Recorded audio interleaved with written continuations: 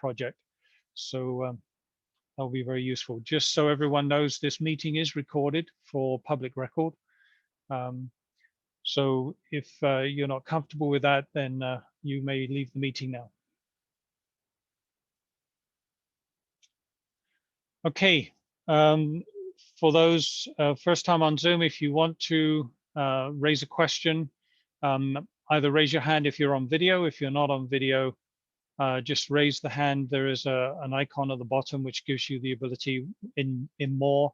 If you click on it, it says raise your hand. It will raise an electronic hand in our viewing window so that we know that you're wanting to raise a question. So with that, Jimmy's not here yet. Hi, Gary. So John, Hello, would Michael. you? Hi, Gary. So John, would you like to give your update first? Go for it. Yeah. So with Mike? Tualatin Hills, we've Mike, opened. before we Yes, sorry.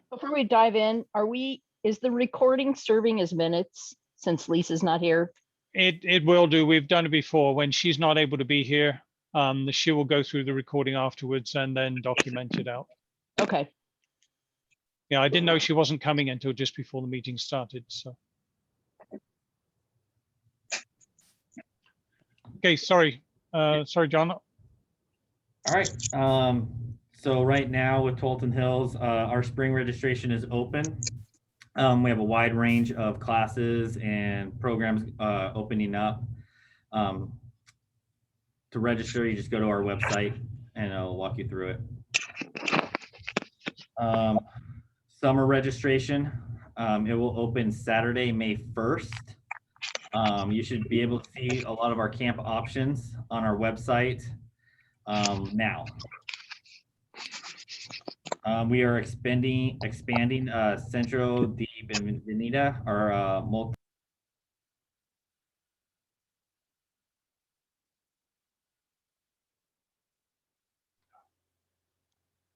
Sorry. You got muted. Yeah, I'm sorry. I was trying to mute Gary as he was moving around. So you're standing on your head, Gary. So let me just unmute John. Can you unmute John? Sorry.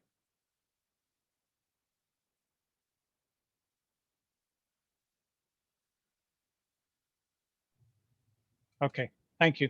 No worries.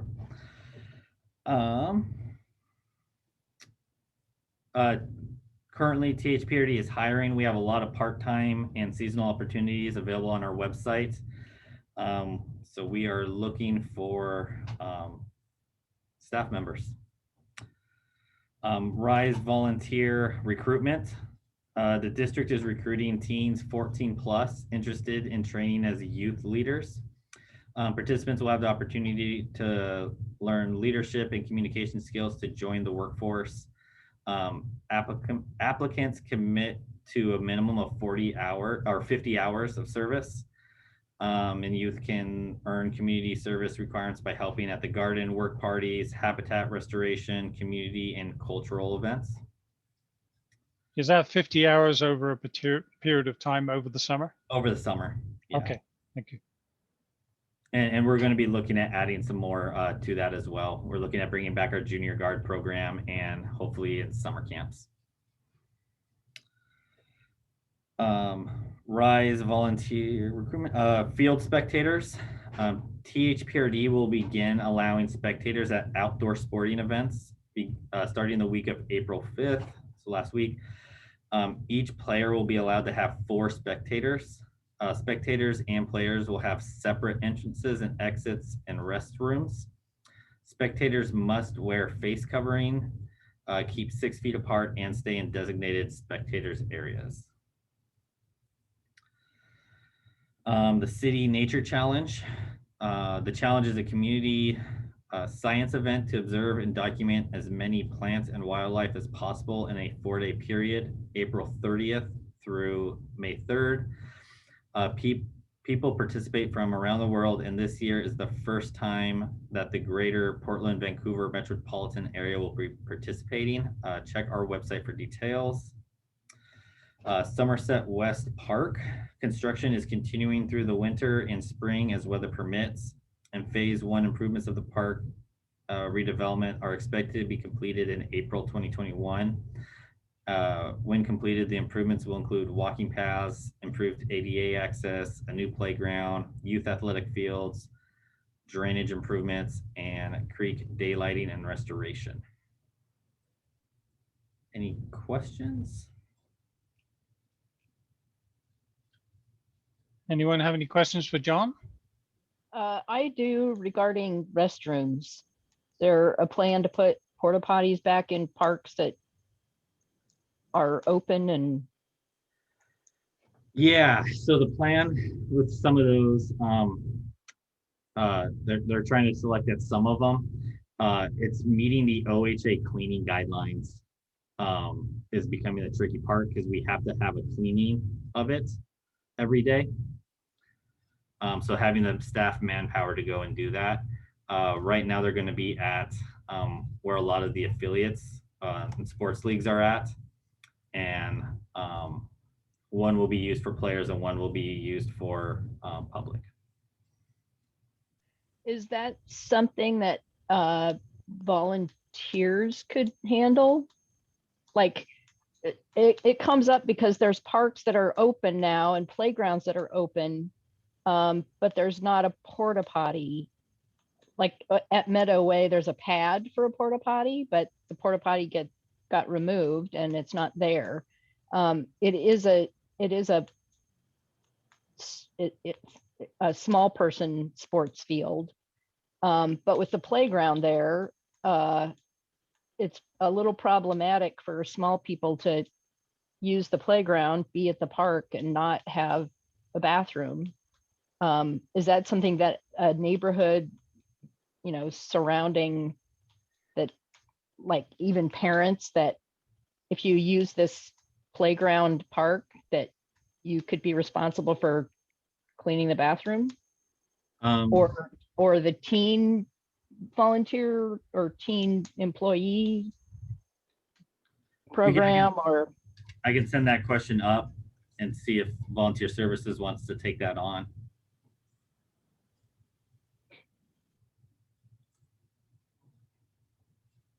Okay, is there any other questions for John? Thank you. That was a good question. And thank you very much, John, for the update. It looks like you're getting back into the full swing of things, which is good. Are the swimming pools being fully booked? Yeah, we're fully booked. We started private swim lessons, and our recreational swim team this last Sunday was our first day.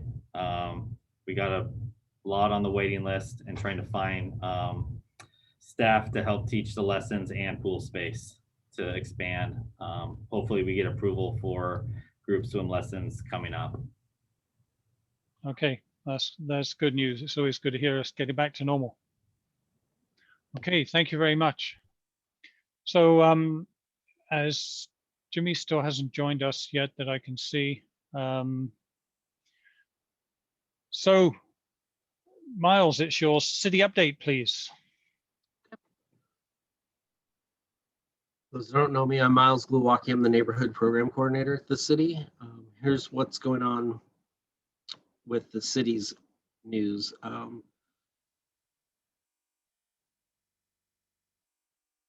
We had a town hall for, there's 3 developments kind of happening on 5th Street, right near the library, within a couple blocks of each other. Mayor Lacey Beatty held a town hall to listen and answer questions about kind of the changing landscape of that street. It was held April 1st, and you can see it online at beavertonoregon.gov/5th Street projects. The 3 projects are, they're redoing the fountain next to the library, updating it, doing some underground work. The proposed senior affordable housing project at the Beaverton Community Center, right across the street from the library. And then the possibility of selling the Book Corner property for development and moving the Book Corner operations inside the library. These projects support Beaverton's community-driven vision for a more dynamic city center with better access to equitable services. The city manager recruitment is still ongoing. We had a survey that went out to the community to ask about what the community thought would make a good city manager, what qualities we thought a city manager needed. Hopefully some of you were able to take that survey. It just closed.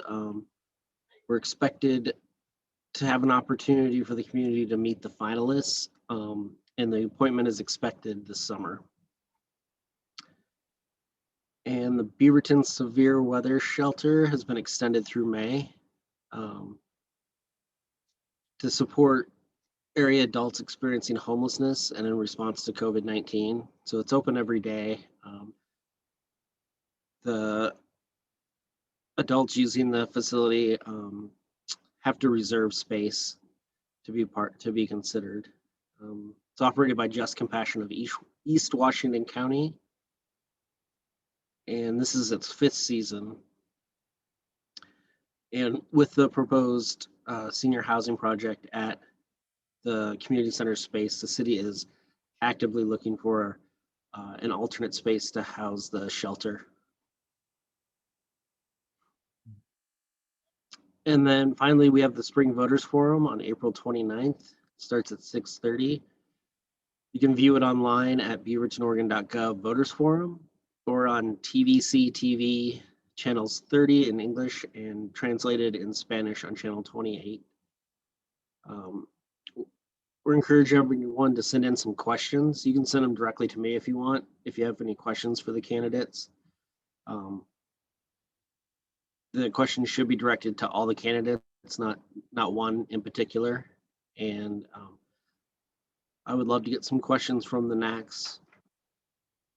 And that's all the city updates I have. Are there any questions?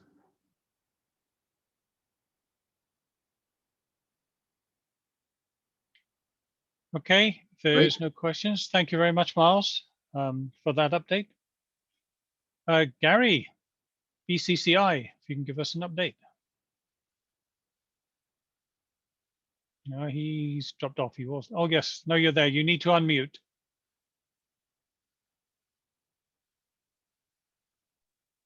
Am I back online? You are now. Thank you. Perfect. Thanks. BCCI sponsors the Voters Forum. This showed up in the mailbox last week, and I think it's in the photo. There are copies certainly around and available. And as Miles said, he's given you a website. You can go online and get this. It's got pretty good information in it. Also, in today's mail is the voters pamphlet.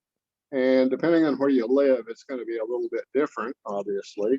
But that is out there in the mail for the May 18th election. Having said that, the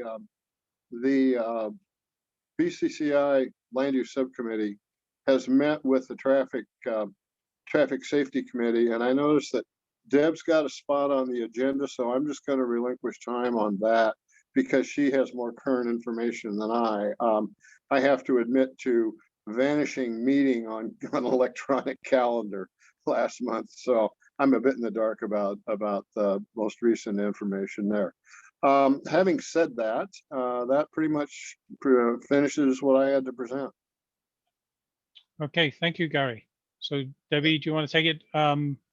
Miles, did you get it copied on that presentation? Will you be able to share it for us? I'm on the agenda for later, so I don't know whether, like, I'm almost that was next my to intent. last.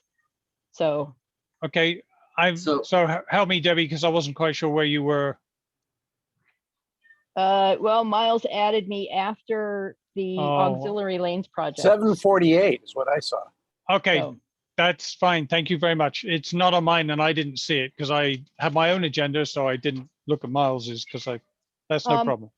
So I did have a couple of questions related to the voters forum. That I know that not only the city council candidates are part of the voters forum, but also the Tualatin Hills candidates for that board.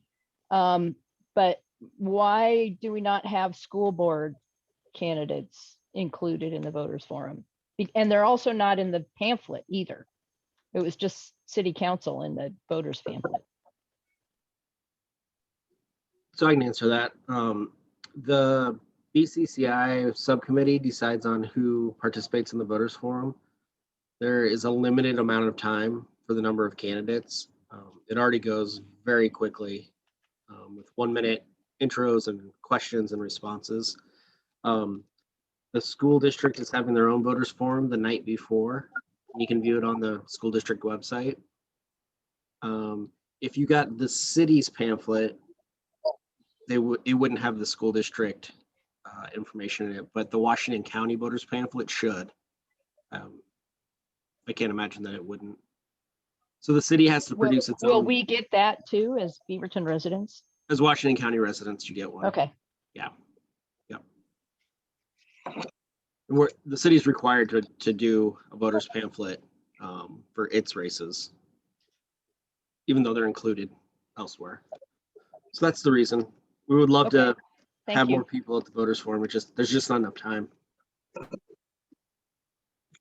Okay, thank you very much. Thank you for giving me an update, and thank you for helping me be put right to when you're meeting. I'll have to make sure I check Miles's calendar in future. Gary, would you like to mute if you're not if you're done? Oh, sure. My Thank you. apologies. No problem. Come So now, on. now we're on to the school board, and I thank you very much. We have Susan Greenberg and Jeanette Schade will be joining us. I haven't seen her on yet. Mike, she just emailed me. Yep. She said she'd be here at the agenda time, and since we're running ahead. Yeah, we're running ahead because Jimmy wasn't here. So. Yeah. Do you want to jump to the? So in terms of one of the questions that I was going to ask Jimmy, so I had brought up a few months ago that in the Times newspaper, in the police log, there'd always been something from Beaverton and then it disappeared. And I didn't know why. And I thought it was just a one-time thing and it wasn't. And I asked Jimmy about it and I got a response from him that he had contacted the newspaper and then it reappeared in the once a week Times newspaper. And now again, the last two or three editions, Beaverton hasn't been in there. So I sent an email to the newspaper. I haven't gotten a response from them, but it seemed to be resolved and now it seems to not be resolved. So I think it's a newspaper staffing issue because they have, I'm not sure how they collect the police report, but they collect a lot of information from the city. They actually have a post office box at the city where we put information in. And last time I checked, it hadn't been picked up in a very long time. Well, they get it from other cities. They get it from Tigard, Tualatin, Forest Grove. So there's no crime in Beaverton. So there's nothing to report. Right. There's no crime we want to from report. the city staff. I love hearing that. Thank you. But that was I mean, like one possible impression is that the police department is not releasing information because they don't want to publish bad news, as it were. So yeah, it was and Officer Ho seemed to have figured out where the ball was being dropped, but I will follow up with the police department and find out who's in charge of sending that out. Okay. Yeah. Thank you. Yeah, no problem. Susan Greenberg, you're online. Would you mind us switching the calendar around until Jeanette gets here, and we'll talk about the Oregon 217 if you wouldn't mind? Could you if you unmute yourself? Sorry. You think I'd be used to Zoom by now. Well, no, none of us are. I've been working on it in years and I still have problems. So. what time was that scheduled for? I don't remember. Well, we're scheduled to start at 7, but because the police update wasn't here, we're 7 minutes too early. So, but rather than have you start and then move on to something else, I was wondering if you'd be happy for us to I would move. be delighted to stay, and it's very interesting to actually learn what's going on in the neighborhood. Okay. So, absolutely. So again, with that said, then Reed, James, and Kelly, would you be open to start early?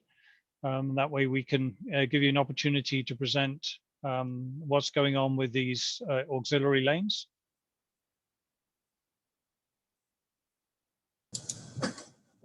Hi, yeah, I can go ahead and start now. Sorry, I had to find everything. Thank you so much. We normally don't switch it around, but when we're running a little bit ahead of schedule, it's hard. The other person that's presenting on the school board is at the other meeting, so they're going to be a little bit late. Okay, well, I'm going to share with you, pull everything up here. I'm going to share with you just kind of an overview of the project and then let you guys ask questions. So I'm going to try to be real quick with my overview. It'll take me maybe 5 minutes. And then you guys are welcome to ask whatever questions. We do have James here, who is really versed in a lot of the, if you get into the weeds with questions. I have the overview of the whole project. I am the project manager with ODOT. And so I can answer questions about the project as a whole. However, James is very involved in the permitting process. And so I believe that you guys were asking questions about the land use permit process, and he will be able to address any of those questions. Okay, thank you. Share screen. Share. Okay, so I should be sharing a picture of the map that we are, of the project limits. Is that visible for you guys? Yes, it is. Thank you. Okay. Yeah, sorry, I'm moving some stuff around on my screen so that I can see everything correctly. Okay, so the purpose of this project is to improve safety and help prevent bottlenecks on Oregon 217 between Beaverton Hillsdale Highway and the Oregon 99W interchange by adding auxiliary lanes. The issue is that we have 10 interchanges in just over 7 miles, and these short merging distances have a really high traffic volumes in an area that leads to merging conflicts, which results in high crash rates and travel delays, which I'm sure you all are well aware of being out in that area. Our schedule for construction is starting in very late 2021 or early 22 and continuing through the end of 2025 in different phases. The total cost of this project is $134 million. It is funded mostly by the Keep Oregon Moving House Bill 2017. However, there is a partnership with the city of Beaverton and with Washington County, and also a couple of other ODOT funding sources to make up the full $134 million for the project.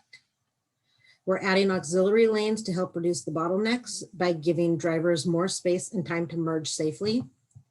The southbound auxiliary lane will run from the Beaverton Hillsdale Highway to 99W, and the northbound auxiliary lane will run from 99W up to Greenberg Road, and a second auxiliary lane will continue up to Schultz Ferry Road. The closures will include some 24-hour, 7-day-a-week single lane closures, and there will be a few full one-way directional closures as well. Allen and Denny Frontage Road, Allen Boulevard, southbound on-ramp, and the Denny Road southbound off-ramp will be replaced and with a frontage road, and it will have 2 lanes connecting those two. So it's going to be very similar to what's between Highway 8 and Highway 10 right now. It's only on the south side. Denny Road southbound on-ramp will be widened, and that will allow for more queuing and capacity, since we will be filtering all traffic going onto the highway through that on-ramp. And this will require up to a 5-month closure of the southbound Denny Road off-ramp and the southbound Denny Road on-ramp before the new frontage road is open. So there will be detours for that. We are doing a lot of bike ped improvements. We're widening the sidewalk on the north side of Denny Road from the Fano Creek Trail to 105th, and that ties into the City of Beaverton's project that went from the Fano Creek Trail in the other direction, heading to the west. We're extending the Fano Creek Trail along the east side of 217 to Allen Boulevard. There will be new sidewalk and bike lanes on the Northern Hall Boulevard overpass. We're widening the overpass by 19 feet to the north so that we can install a new sidewalk and bike lanes in both directions. And we are replacing the Southern Hall Boulevard overpass, including new sidewalks and bike lanes. On the Southern Hall Boulevard overpass, it will need to be rebuilt to make sure there's room for the aux lanes that will be passing underneath it. The vehicle lanes in both directions will be closed for 6 months, 6 to 9 months, actually. The bike and ped access will be open though, because we will be constructing a temporary bridge across 217 before we close the bridge. The new overpass will be earthquake resilient, ADA compliant, and have wider sidewalks and bike lanes. Additional elements, we are also doing additional safety elements on Shoals Ferry Road, Allen Boulevard, and Denny Road overpasses, including bridge deck overlays, adding protective screening, and improving the bridge railing. We're adding sound walls in 4 locations that were voted on and all voted in favor of by the benefited residents in 2019. And all detour routes will be established in partnership with local jurisdictions. We have been working closely with City of Beaverton, City of Tigard, Washington County to coordinate our detours. Our outreach, we have been doing a lot of outreach. We're welcome. We are willing to come back at any time if you guys have additional questions in the future or want us to come out right before or during construction. And the designs will be finalized here in the next couple of months, and we hope to select a contractor by the end of August. So with that, I'm going to open it up to any questions you guys have. Sorry, if you can give us a couple of seconds. This is the first time we've seen it, so just looking at it, it looks like it's a huge project that's going to cause a lot of traffic delays. So.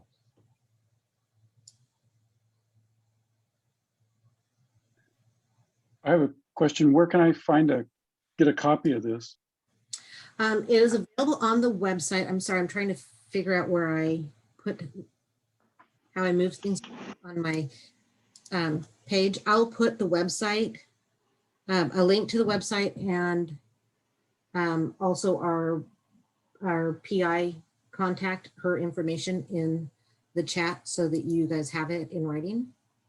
Thank you very much. Testing, can you hear me? Yes. Okay. Debbie was going to ask a question. Go ahead, Deb.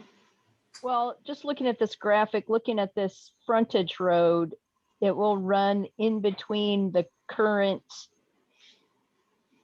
the current westernmost lane of 217 and the railroad tracks. Is that correct? Okay. My question, I think I know the answer, but it seems like one of the, as a daily commuter back in the before time on this route, southbound on 217, God bless you. Thank you for doing it. If there's anything that can prevent that long pile up, southbound, awesome. Very happy to hear that. The question I have is that one of the problems seems to be the weave between oncoming traffic from, from Beaverton Hillsdale and the outgoing traffic to Allen Boulevard. Will that basically be mitigated by the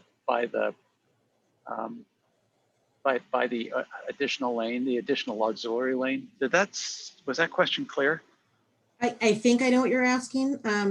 We are basically tying the auxiliary lane into the on-ramp from Beaverton Hillsdale Highway. Right. So that lane right now drops very quickly. Instead of dropping, that's going to be the start of the auxiliary lane. So people will have ability to merge a lot longer. Okay. And we anticipate, and based on having done this in several other locations throughout the Portland metro area, the results tend to be that is going to smooth out that bottleneck right there, and it will help that area. Okay, good, because that seemed like just the snaking weave between those two, Yes. incoming and outgoing. Okay, the other quick question I had was earlier iterations of this sounded like this was extra lane was going to be a toll lane. Is that off the table now? I have not heard that this is going to be a toll lane. Okay, that is not a part of this project, and I don't know where all they're doing tolling. That's not a project I've been actively involved with. Okay. I believe that that's on I-5 and 205 mainly, but it was an earlier iteration of this discussion. I think I heard you'll get an Okay. extra lane, but it'll pay for it. But anyway, it sounds like we're paying for it other ways, so that's good. yes, we have all of the funding to pay for this project already identified, and basically it's already in the bank. I'm waiting for me to finish. Outstanding. Hey, what is the time frame for this? We are finalizing the plans right now. We hope to have a contractor on selected at the end of August. So currently the anticipation is that we'll open bids on August 26th and be able to select the contractor by the end of the month. And then I am hearing anything from November, December of this year to January, February of this year, when they will actually physically start construction. And that is really up to the contractor, how quickly they want to get started. And we just anticipate that they will wait until after the holidays. And then to completion. Currently, we have mapped out what we anticipate it's going to take, and our projections are that it should be done by, I believe, September or October of 25. However, the contractor gets to determine their own means and methods, and they may do it in a different order than what we have looked at. But our anticipation is that by the end of 25, they should be done. Potentially, we could go into 26 only because some of the paving, if it's not done by September of 25, it has to be done in the, based on weather. And so it would have to be done the next summer, spring, summer time. So that's the worst case scenario. We really anticipate they'll be able to finish in 25. So there's a question on the chat that says someone's trying to clarify. So Denny will be closed at the overpass and Hall will be closed at the overpass as well for 6 to 9 months. No, Denny Road on-ramp and off-ramp will be closed, not the overpass. So you'll still be able to drive on the overpass. It is the on-ramp and off-ramps that will be closed. And that is, I believe, 6 to 8 months for that closure, which is completely separate from when Hall Boulevard is closed. The Southern Hall Boulevard structure will be closed. I believe that one is 8 to 9 months, and the whole structure will be closed because we have to remove the structure and replace it. Okay. So the work that we're doing on Allen Denny and Schultz Ferry Road, we are doing a bridge deck overlay, which is basically like repaving the bridge. So there will be work being done on there, but we're not going to do full closure of it. But when you mentioned that the contractor can change the order around, they won't be able to change those types of orders, so that because you've got rerouting that's going to have to take place as well. They cannot change the work that they are doing, and the work does not require them to close that bridge structure. Okay. Is that, right. I think I'm answering your question. No, it was just in the order you were saying that this one will close, but the other one will stay open. I was just trying to clarify that for traffic to be rerouted, they're not going to be able to move things around so that they just block traffic altogether? It's a silly No. question, but no problem. Okay. It's a valid question because, a contractor at times has asked for things that might do that. But most of them are usually pretty good about understanding that they need to keep traffic moving. Okay, thank you. I appreciate that. Mm-hmm. Is there any other questions for Kelly and the DOWL team?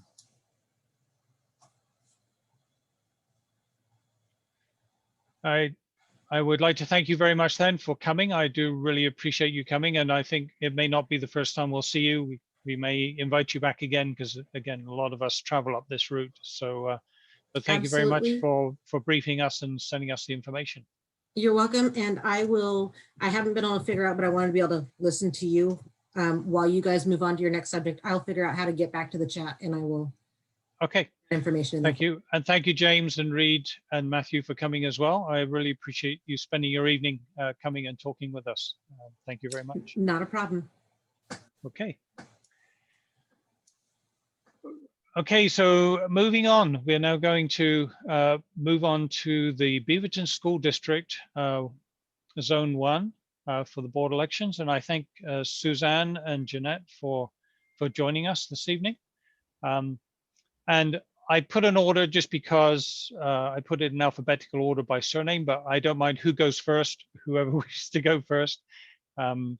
So why don't we stay in the order that we have? Susan, would you like to brief us again, as we committed 10 minutes for you to explain where you want to go, and then 5 minutes at the end of that for questions. Well, thank you so much for inviting me to be here this evening. I really appreciate it. Honestly, I don't think it's going to take 10 minutes. I've been on the school. So how I got involved in Beaverton School District was as a parent in Beaverton School District. I've been a parent since my son was in first grade at Montclair, and he's now 24 years old. Started out being PTO president of Montclair Elementary and also then the International School of Beaverton. In 2011, I was on the budget committee, and sadly that was the budget committee where multiple cuts were happening in our school district because of lack of funding, and that impacted, we had to cut 300 teachers in our district and cut music and art, and so many programs were cut that have not been brought back to this day. And then in 2013, I decided to run for the school board. Karen Cunningham retired, and I felt I wanted to make a difference in our kids' lives. By the way, I have 2 children, not just one. I have a daughter who's 18, and my son is 24. So I ran for school board in 2013, and I have been fortunate to be on the school board since then. And my whole focus has been making sure that the children who are not, their voices aren't heard, that their voices are heard in our school district. So kids who, live in poverty, they're underserved. Most of my schools are Title I schools. I just want to make sure that their voices are being heard at the table. And so I've always focused on that and continue to focus on that. My lens that I look through is equity, and I'm very proud of my record there as well. Mental health is very focusing on mental health in our schools and supporting our kids that have mental health. There's so much depression and anxiety that we've seen more of a increase in that over the last several years. And of course, with COVID and the pandemic, we've seen even more of an increase of that. And so many of our kids have missed out on getting the help they need because of the pandemic. So, you know, again, my focus is as we're going back to school, right now. It's a hybrid situation. So it was the elementary kids that started last week, you know, K through 5. The early ones started last Monday, and then the 3rd, 4th, and 5th grade students started back at school on Thursday. So I know it's not enough, but I'm happy that at least half of our kids have chosen to be back in school in a safe environment. But again, I am, you know, concerned about those kids that are, you know, either doing CDL, which is, you know, computer-based learning, you know, coming back to school in the fall, and what the impact of that is, especially for our most at-risk kids. I want to, you know, one of my focuses is making sure our kids are back in school. I think that there are kids that have not been as engaged in the online schooling, and I want to make sure that we're connecting with those kids and making them feel engaged and safe coming back to school. I'm, you know, also I'm very proud of, like I said, being on the school board for the last 8 years, having the support of an amazing school board. And I'm excited to be part, you know, going back to meetings in person and seeing our kids feeling, like I said, safe back in school, all our kids. You know, that's where I'm at. I don't know if you have any questions. I'd be glad to answer them. So does anyone else have any questions for Susan? We can always listen to Jeanette and then come back for questions afterwards. I have a couple, but I'm going to hold them until the end. Okay, thank you very much, Susan. Yeah. Thank you for your dedication and your service all these years. We really appreciate it. Thank you. So Jeanette, it's open to you now. Yes, thank you, Mike, for having this set up. I appreciate that, and Miles as well. It's nice to see you guys face to face. Miles popped on for a minute, so it's nice to see that. So my name is Jeanette Schade. My last name is pronounced differently than how it's spelled. It's Schade, and I have been in education for 23 years. In all levels, pre-K all the way up to 12th grade. And I have worked as a teacher's assistant starting out right out of high school. Then after I got my bachelor's degree from California State University, Sacramento, I became a substitute teacher for about 9 years while I raised my 3 young kids. Then we moved to Central Oregon, where I received my master's degree and credentials, teaching credentials from Oregon State University. I was the first cohort to go through the Cascade campus for Oregon State. And from there, I got my first job as a classroom teacher, certified classroom teacher at Gilchrist School, where I taught for 1 year. And then the economy tanked. And as many of you know, or may not know, when a teacher is hired last, they are often let go first when budget cuts need to come into play. And that was during the 2008-2009 timeframe. We found out my husband was going to lose his job due to the economy. So we moved back to California, where he got a job. And then from there, we were transferred to Texas for 6 years. We lived there. And then we moved back to Beaverton area in 2019. So I've been in Oregon for a total of 7 years in 2 different places. And when we moved here, I had my son in the Beaverton schools at Aloha High School originally, and he was thriving. He has a 504 plan, and which is underneath the special education realm. And he was doing really well when we moved, and he was a straight A student. Then we moved to our home that we purchased, and that was in the Southridge boundaries. So we put him there, and that's where things went a little bit awry. His grades started slipping. There were some issues that were going on. I reached out to his counselor, the principal, the vice principal, eventually the school board, and did not receive as much help as I was hoping for. So, and my son's grades were slipping very quickly. So we decided to pull him and put him into an online charter school so that he could get his grades raised a little bit quickly. And then COVID hit. He was only supposed to be in that charter school until the end of the year to get his grades back up.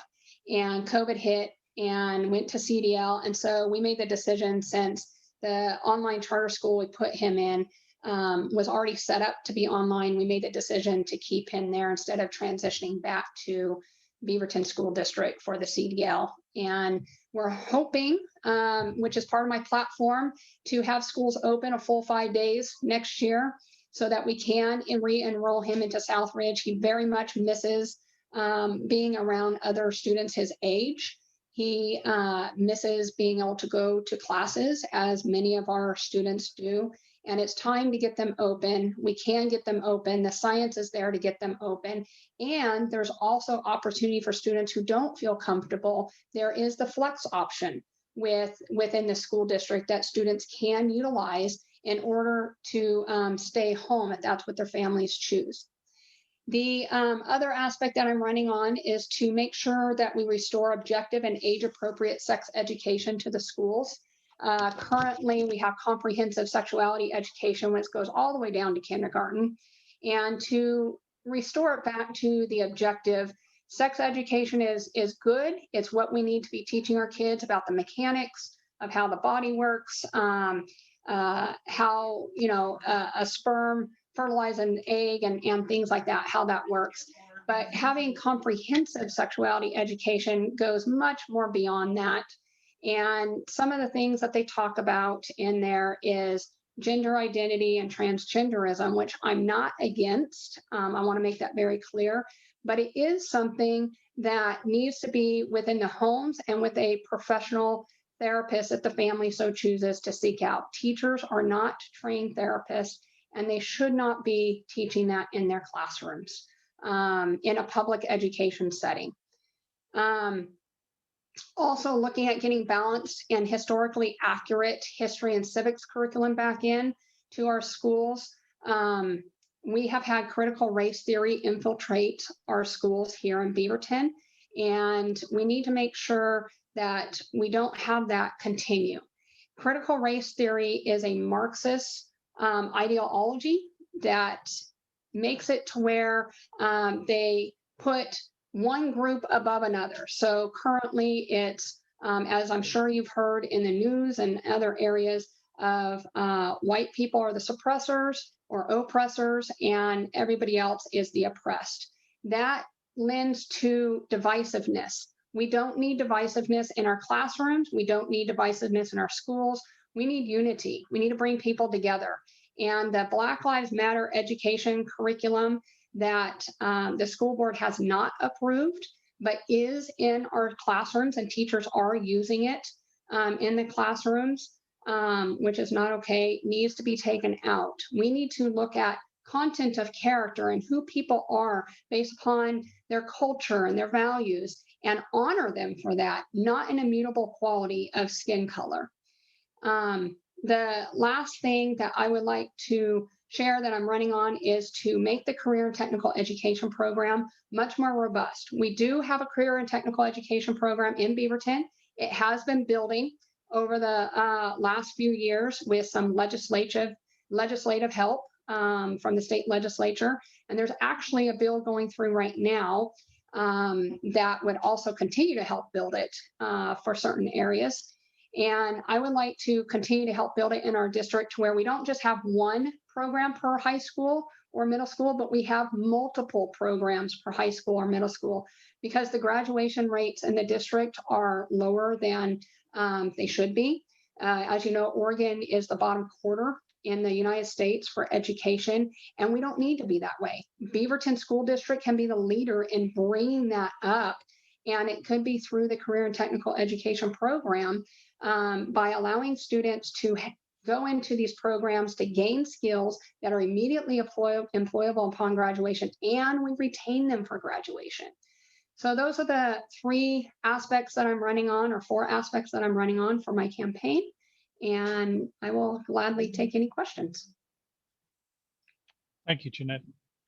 Anyone have any questions?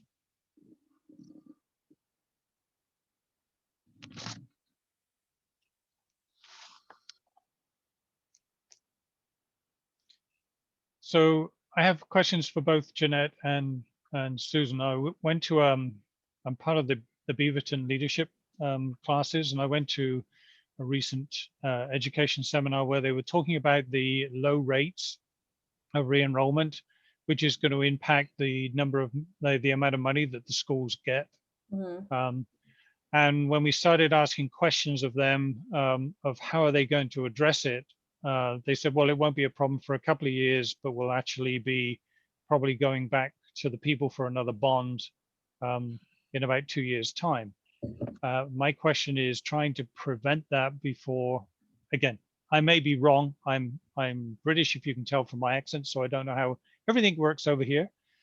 But it seems crazy to me that we're going to allow the schools to get into a debt situation where they're using their reserves and then not be able to teach the children because we don't have the money because the enrollment's not there. We have these special events. And again, I'm not trying to stand on a political platform here, but we have these events where people are being given money because of the COVID environment, and yet we don't seem to be doing that for our schools. We're going to let them get to a point where they may run out of funds for the teachers again. So I'm not sure if from So I the have a couple yes, thank you, comments Susan. about that. Yes. One is schools are receiving money from the federal government. So I don't want to, and from the state, but Right. it's one-time funds that have to be spent within a certain amount of time. So it's not sustainable money. Not to say that that the school district's not going to use that money to support our kids as they are, whatever gaps there are in our schools, that money will be used for that. And most likely hire individuals. But the unfortunate thing is, since it's one-time funds, it's not that we can use that money year after year after year. It has to be spent and it's gone. So we have these supports in place. There's no money to support them. And unless there's, the state gives us more money, through the school fund, we don't have it to support our students. So now I'm thinking about some of the other questions you had. So there's 2 different things we have. We have a levy that is, that supports hiring teachers. So I think I mentioned that we had this major budget crunch in 2013, and we had support from our citizens, our community, for a levy to be passed. And with the levy, we hired 300 teachers. And then we had the levy again, I cannot remember, so it was 2013. If I did the math, it was 2017. So I think our levy's up in either I think it's 2022. So we'll have another election to help support, funding for 300 teachers. And then we also have, and I'm sorry I didn't mention this, in terms of, we have a bond, so that is capital improvements. So with the bond, we built Mountainside High School and the new schools that are entirely new, Tumwater Middle School, which was Timberland up until a couple of school board meetings ago when we named the school Tumwater, and then we built Sato Elementary School in the North End. So those are 3 new schools. And then we have rebuilt 4 elementary schools. And, for me to think of what the 4 are, I know they were all Title I schools, Vos being one, William Walker being the other, and I'm sorry, I can't remember the other 2 right now. So which were all Title I schools that were falling apart, especially if you walked into Vos, it was like going back in time. It was in such poor condition. So our community supported those.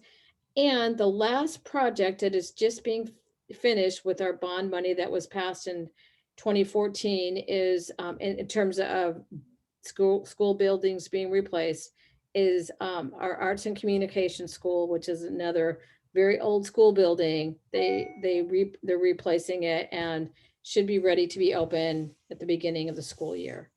In terms of enrollment, you know, from what I understand, the majority of the students that didn't enroll this year in school were kindergartners and first graders. So we had about 1,500 less students this year in our schools, and predominantly they were kindergarten and first. So, you know, I'm going to be optimistic that our parents see that we're back in school 5 days a week next year. They want their kids in school and they're going to go back into public schools. I do know that, you know, the way the funding works in our state is, I mean, but in our budget is, you know, the amount of students we get compensated by the state for the amount of students we have enrolled in our school. And if there are less students enrolled, we get less money. So, I mean, I can see that possibility. And with less students, you know, there's the potential, and these are all what ifs, because we really don't know what's going to bring at the beginning of the school year and who's going to come back and who's not. But if there's less enrollment, there's less money, and that would equate to the potential of teachers losing their positions. Okay.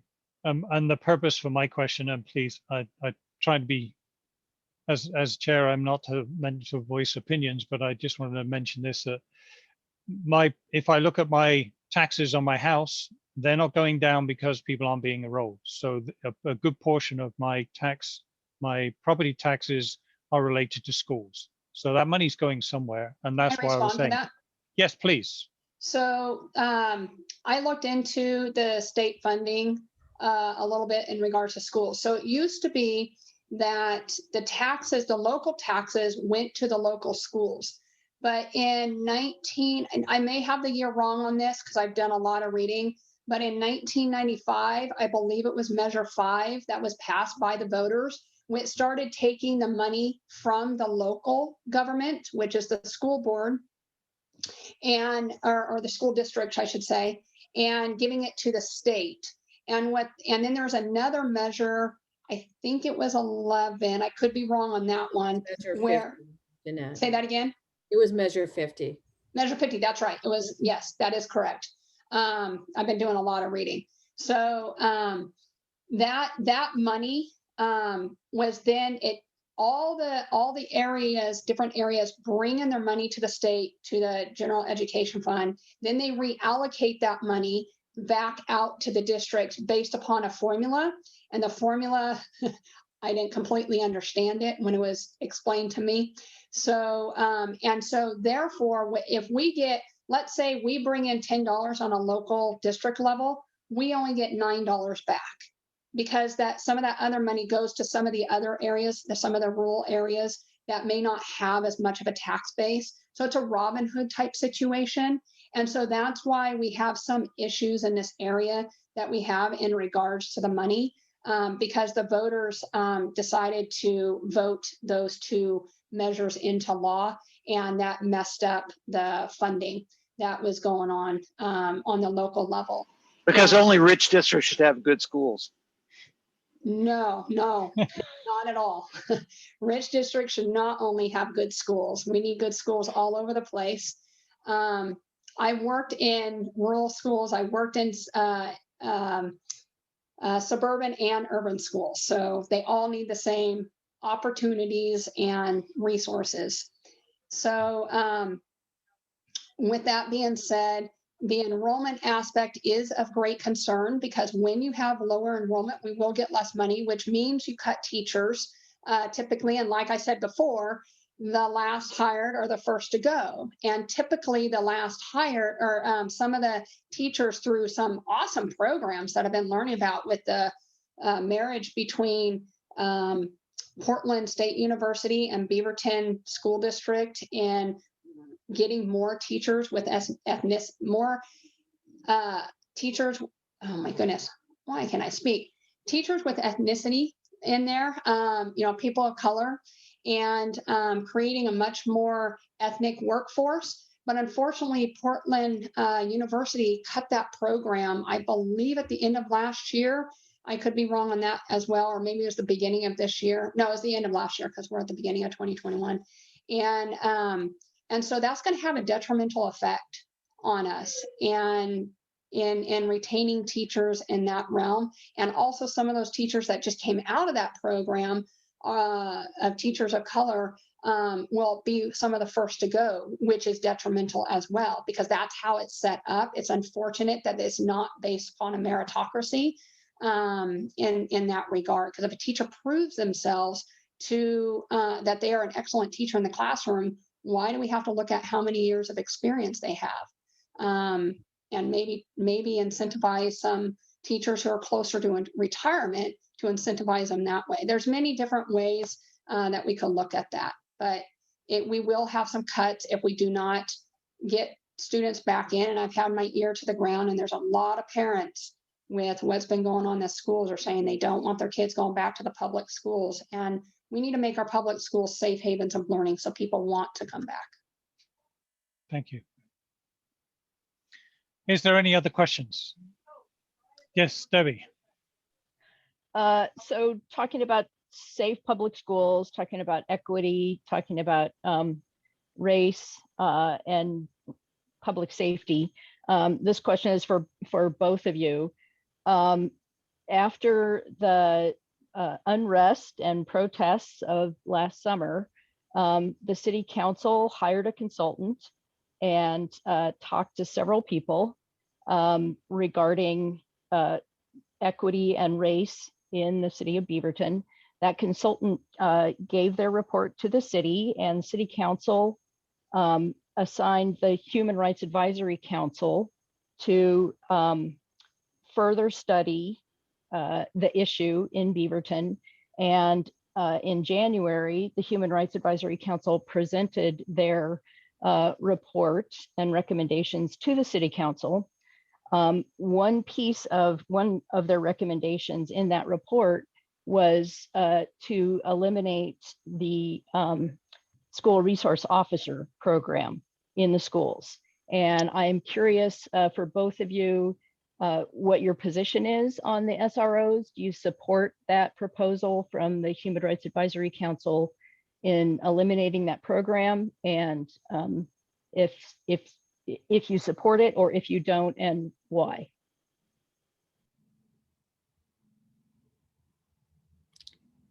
I can take it first. Well, first of all, I know that we have members of the school board that are talking with elected officials in the city of Beaverton currently about the SROs in schools.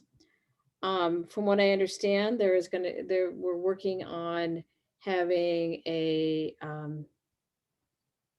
contracting out to another agency to help us kind of look at the whole picture in terms of SROs. I know that's in the midst of discussions. I can say for myself, I feel like there needs to be a change in how SROs are in our schools. I want all our kids, all our students to feel safe when they're in our schools. So I have said this. So I definitely think we need to look at it and look at it in different ways and be creative in how we're thinking about things. I don't want to just spot on say we should not have SROs in the schools. I just want to see if there's a different way of having them there. And again, I want all of our students in our school district to feel safe when they enter the schools. Thank you, Susan. Jeanette? Yeah, so I read the district's SRO report or school officers report on the district webpage, and it's actually pretty darn positive in regards to SROs. They've had a really good relationship with the school district. The City of Beaverton Police Department pays for most of the program. A little bit of money comes from Washington County Sheriffs as well. And then Beaverton School District pays a little over $100,000. I want to say about 160, 200. That was an older report I think I saw then. But it's very positive because the SROs, they're not just there on campus to take care of any adverse situation that may arise, but they're also there to create connection with students. And they actually have programs on some of these campuses where students are able to interact with the SROs, which creates camaraderie and creates more safety and trust with the SROs. And when I was working in schools, I was high school English teacher. We always had SROs on campus. It did not matter what state I lived in. There were SROs on campus. And it was always any interactions I personally saw, which I was there 8 hours a day, typically a little more, were always positive with students. Now, are there students that will make incorrect decisions and be a little bit more combative? Yes, we see that in society as well. But I think overall, the SROs are needed on our campus, and they're positive. They're a positive influence. Okay. Thank you. Thank you very much. Is there any other questions, or we'll move on? Okay. Thank you, Susan. Thank you, Jeanette, for attending and for sharing your understandings and your views and what you're standing on. Thank you very much. I wish you both well. I did have a quick procedural question. I didn't quite understand District 1, right? We don't sit in District 1 in this NAC. We're in like District 6 or 7 based on the, huh? What's that? It's Zone 1, not District. Zone 1. Zone 1. But we're not in Zone 1. Our NAC is in Zone like 6, 7, something like that. So Can someone explain this to me? Yeah, I can. So what happens is Jeanette and I live in a particular zone, it's Zone 1, but the entire Beaverton and unincorporated Washington County votes for every school board. Oh, thanks, Susan. election. Thank you. Yeah. I was just super confusing, and just finding the zone map Yeah. was super hard. It's a separate topic. And but- I can't tell you, there's going to come a point where the zones are going to change because the demographics of our school district have changed. Always. Is it based on school boundary or something different? No, actually, it used to be based more on school boundaries, but then things, when we did our boundary changes for high schools, things kind of got a little different. So, you know, the zone I'm in, I think, is Beaverton High School, Yeah. Raleigh Hills, but I couldn't figure it out too, because the Yeah. zones don't match the You're schools you're right. assigned to, which And I was just like, so that come on, something is just really confusing to me as a citizen. I'm an idiot, so No, what you're do I not an know, idiot. right? But I mean, just finding this stuff on the web and, you know, trying to find, I mean, I'm like, you know, like Deb said in the voter's guide, I'm just like, come on, seriously? This is so hard just to figure out. So That's a anyway. really It's good point local out because control, it's- but it's not quite that local, right? Yeah, it is. It is a little difficult. And Zone 1 also goes over to Southridge High School. And I had the chair, Becky Temchuk, explain to me why one time, because since it's housed in Zone 6, but because Becky lives closer to Mountainside High School, Susan got Southridge High School because she lives closer to that one.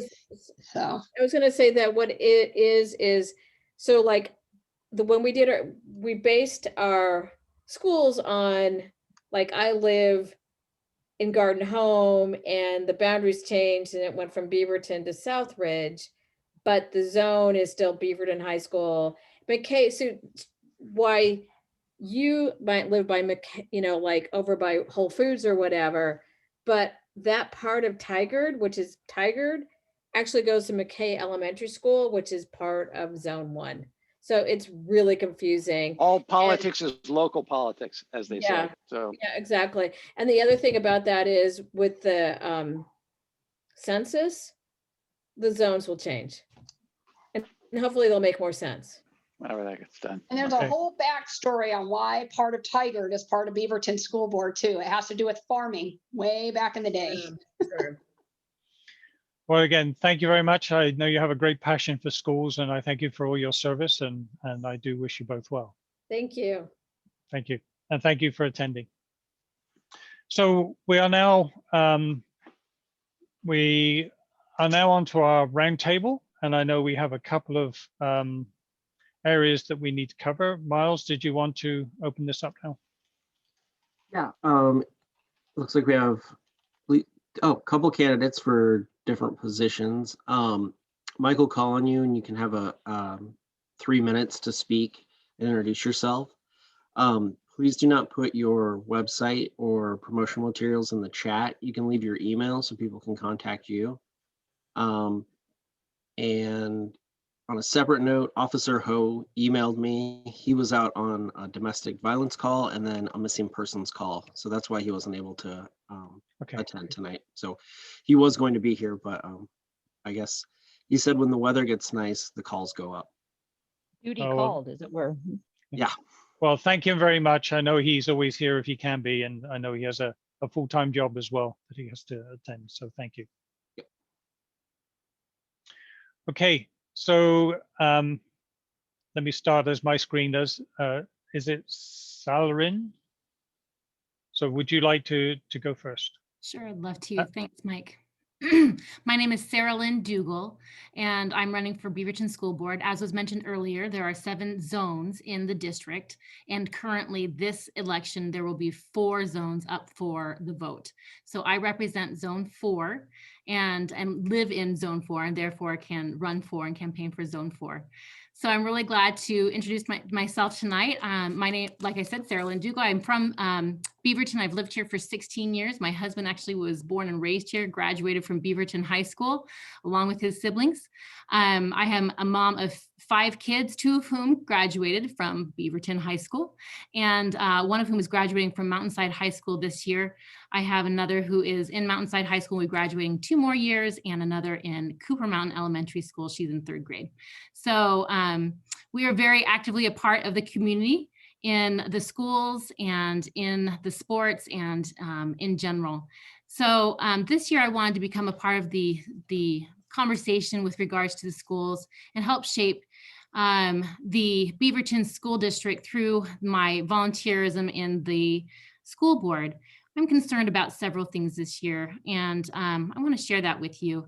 So first of all, the schools, as you have heard and as you know, have been closed. So I'll be brief about it.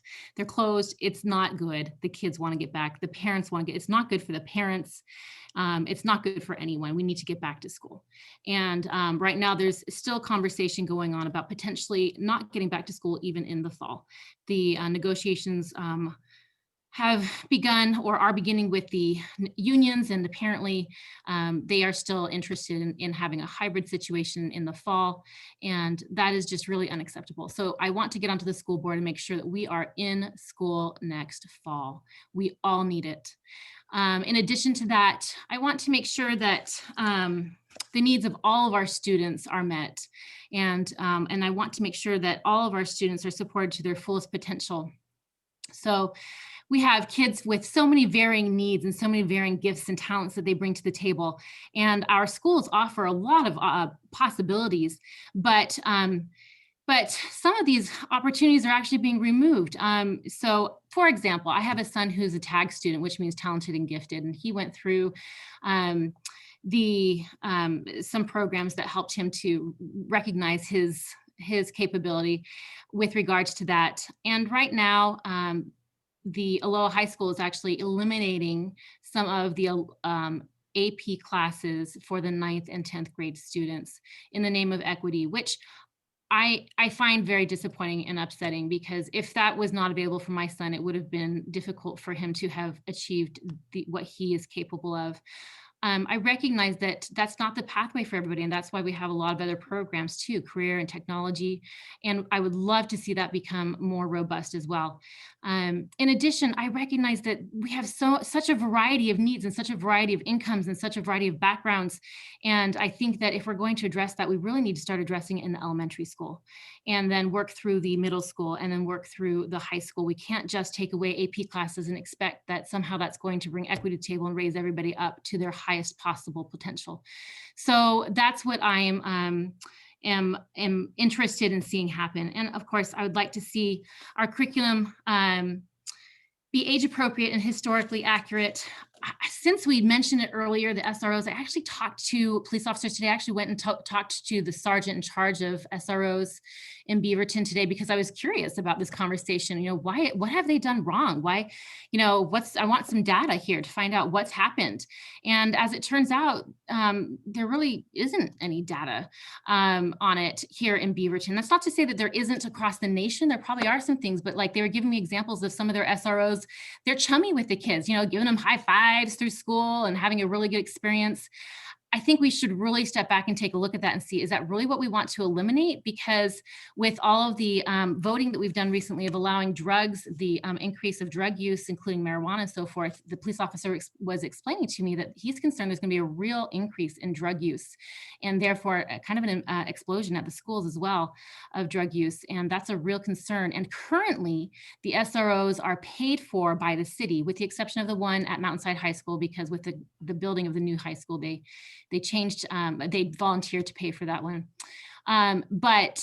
If we were talking about money earlier, who's going to pay for the next option? And I don't know what the next option would be, but right now it's being paid for by the city, not out of the school budget. And that's something worth considering too. Since we were talking about it, I thought I'd mention it. Anyway, I am invested in the schools. I'm invested in the community. I'm invested in your children and my children and your grandchildren. And I look forward to being able to serve you. Thank you so much for your time. Thank you. Miles, did you want to have questions now per person or leave it to the end? Up to you, Mike. Let's leave it to the end, okay. if that's okay. Jerome. All right. Well, thank you so much for carving out some time for me to introduce myself. I'm a candidate for Beaverton City Council. My name is Jerome Sibayan, and I'm a public servant who wants to serve the people of Beaverton with honor, integrity, and respect. I'm the son of Filipino immigrants and was raised in Salem. I now live in the Vos neighborhood. I'm a veteran, a retired Army Lieutenant Colonel. I served for 28 years in war and peace around the world and throughout the United States. While serving in the Corps of Engineers, I became a licensed professional engineer with bachelor's and master's degrees in civil engineering. I served as a public works director, so I understand how important critical infrastructure is to a resilient and sustainable city. I'm an educator with master's and doctorate degrees in political science and history. I have taught courses on healthcare inequities and human rights at Portland State University, and currently teach graduate courses on national security and critical thinking at the Army War College. I'm a community volunteer. I have served the people of Beaverton through the Human Rights Advisory Commission, Community Emergency Response Team, Beaverton Severe Weather Shelter, Social Services Funding Committee, Beaverton School District Bond Accountability Committee, Metro's Get Moving 2020 Transportation Infrastructure Investment Team, and Home Plate for homeless youth. I also serve with Engineers Without Borders, Community Engineering Corps, and the Education First Scholarship Foundation, all benefiting traditionally underserved communities. I'm grateful that my military pension and ongoing teaching allows me to continue my long tradition of public service and to self-fund my campaign in these tough COVID times. If elected, I will donate all after-tax counselor compensation to local nonprofits. I hope you will honor my intentions to serve our city with courage, competence, candor, and commitment by voting for me this May for Beaverton City Council. I thank you for your time, and I thank you for your service. I you know, I understand, I understand the burdens of volunteering and serving on all the various boards, commissions, and committees. And I thank you for that. And I don't know if I have any time for any questions, but thank you. Okay, well, we do have a couple of minutes. I want to give Deborah some time. How long do you think you need, Debbie? I think Miles allotted 10 minutes, but I don't know that it will take that long, and it's We're eight mostly minutes just from the end. information. So Okay, so let's give 2 to 3 minutes questions, if we can keep them brief and to the point. Is if anyone has any questions for either Saralyn or Jerome, we have a couple of minutes to be able to do that.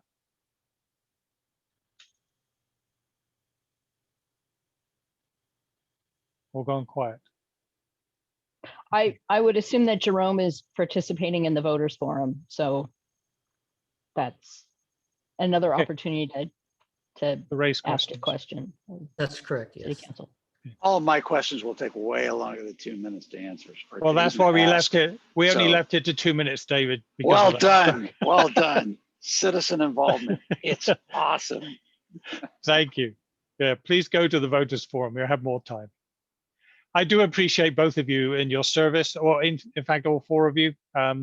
Jeanette, Saralyn, Jerome, and also for Susan, I thank you for all of your service. We do appreciate your commitment and your energy for it. We do wish you well. And again, thank you very much for spending some time this evening to come and talk to us about it and share your views and your ideas. We really do appreciate it. Thank you very much. Okay, Deborah, then we have a couple of minutes for you. And you're ready to share my slides? Is that we're I set for think that? Miles is, yes. Okay. Yep. Okay. Well, just give me 1 second. Go ahead and start. Okay, so I'm reporting on behalf of the Beaverton Committee for Community Involvement. Gary is our NAC rep, but Gary missed our last BCCI meeting and the subcommittee meeting when we talked about this issue. And I got volunteered to present this information to my NAC, which is South Beaverton. So the BCCI had a presentation given about the traffic calming program overview of it. This particular issue is coming up, and I'm giving this information based on an issue that's come up regarding the traffic calming program. So it's one of the methods the city uses to increase livability and be responsive to the desires of the neighborhood. Traffic calming does not seek to reduce a speed limit through neighborhoods, but is designed to force drivers that are over the speed limit to slow down. The process originates when a concerned resident requests the program from the city. The city then does a variety of studies to determine the eligibility of the road and the project. If the road is eligible, staff work with neighbors on a variety of options through work sessions to design a traffic calming plan that meets the needs of the neighborhood. Staff also identifies affected neighbors and encourages them to participate in the design. Traffic calming is more than just speed bumps, although that's probably the one that most of us are most familiar with. The city has a variety of tools at its disposal to implement speed slowing on residential streets. So next slide. So recently, the Highland neighborhood and the Central Beaverton neighborhood experienced a series of traffic calming proposals that ultimately failed to meet the current voting percentage standard of the affected neighbors. So what happens is a proposal is put forward, something is mailed to the affected neighbors about the proposal, and then a second mailing is made to the affected neighbors that is an opportunity for people to vote on the proposal. And currently, the standard is 67% of all those affected neighbors have to return their vote and approve the vote for the proposal to be approved. And how it's calculated is the 67% is not just a majority. It's if they send a ballot to 100 neighbors, 67% have to actually return the ballots and to vote in approval. If you don't return a ballot, it's counted as a no vote. And so even though you may have a majority approve in favor, if non-returned ballots are counted as no votes, it still wouldn't meet that 67%. And so it wouldn't be approved. So it's like a super duper majority. Right, right. And so the Highland NAC and the Central Beaverton NAC are requesting that that standard be changed so that non-returned votes are not counted as no votes, but rather the actual votes that are returned are counted, and it's a percentage of what's returned, or that more effort and different efforts be made to encourage people to vote and actually return their ballot. Is there, Debbie, is there a minimum number of votes that need to get returned in that proposal? I mean, if there were only 2 votes? Well, okay? if it would be only two affected neighbors, but I would doubt. No, but 100 affect. Your scenario of 100. I'm sorry to be. I mean, it's like it sounds if there are 100 affected neighbors, but only 2 return their ballot, and they're both in favor. Because there's not. If 2 return their ballot in favor, then right. There's 98 no votes, and so. No. I mean, in the proposal. So you're maybe you're getting to that. So. Right now, there's not a specific proposal. Right now, this is just seeking the support of other NACs for the process to be examined with possible changes. Got it. To this 67% have to indicate. So, and so, my question to South Beaverton NAC is, does anybody have any experience with the traffic calming program? I think, in my recollection, the whole Sexton Mountain parking issue is the only thing that I'm familiar with, but that wasn't we didn't, in terms of the no parking signs, I don't think that would be considered part of a traffic calming method. If we had requested the speed limit be lowered, then that would have been a traffic calming. And I wasn't involved with the NAC when speed bumps have been put in. So Richard had a comment. So I didn't participate directly, but there's Davies comes up from Brockman, and then it turns and goes east, and then the name changes to Carr. Right at 135th. So from 135th over to Sorrento, the street is really wide and very few cars parked on the side, and it goes downhill and uphill. So there's a lot of people who they never go less than 25 miles an hour, and so 25-mile-an-hour speed. So there was some years ago there was a group of neighbors there on Carr who tried to do this very thing to try to get some traffic calming going, but that failed, and nothing's ever been done. But they're still speeding down that street, and I see them when I go for a walk. I see them speeding by. So yeah, when I'm running through there, I see them as well. It's that's one example of where we have it in the South Beaverton NAC.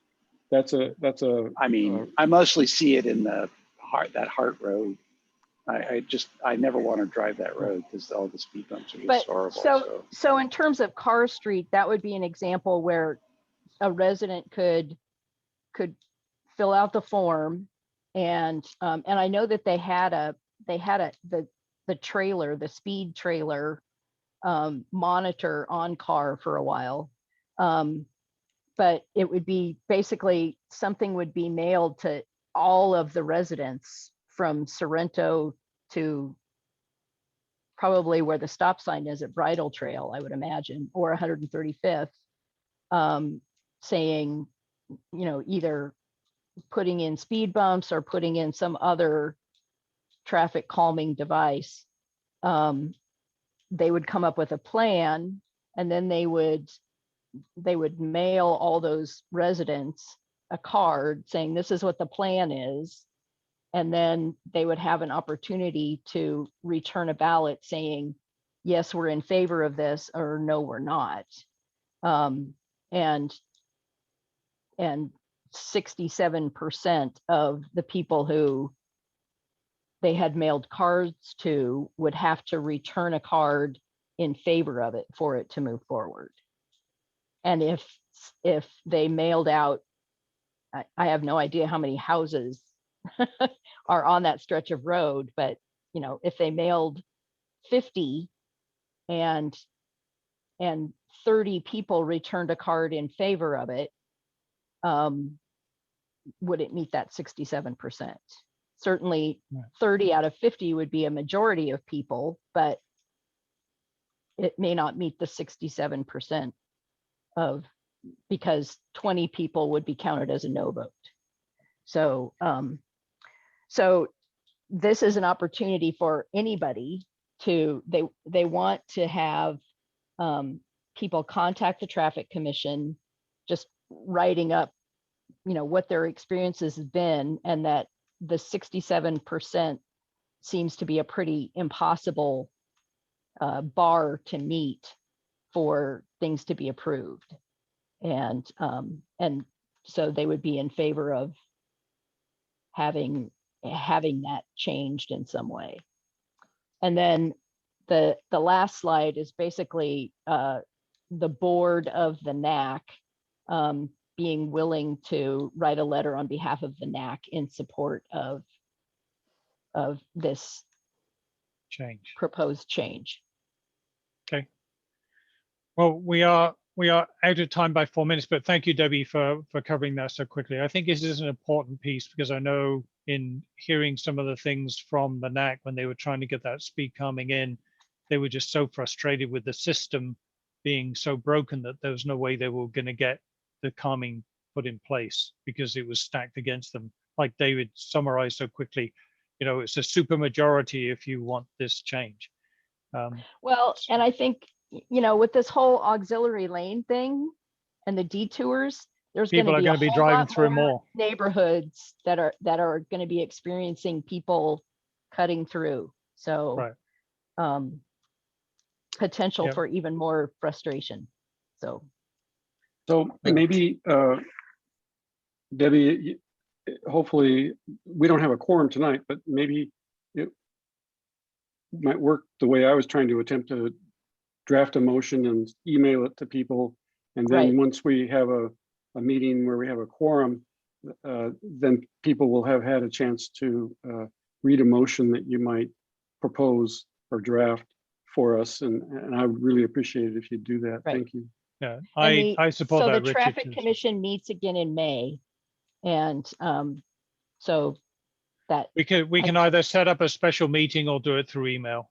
I'm pretty sure we can do that and get back in time so we don't miss. Hey, on the emails, maybe you want to include all the members of the board, even though the less good-looking ones, because I wasn't on the thread. So I'm sorry, David. That was my mistake for not realizing that you were on the board. That's okay. I'll keep until I'm term limited. I'm sure I'll. I think it was Frosty that nominated him for the board. Yeah, so I know. Yeah. Well, I don't talk to Frosty ever since. That's why he's not been back to the meetings. So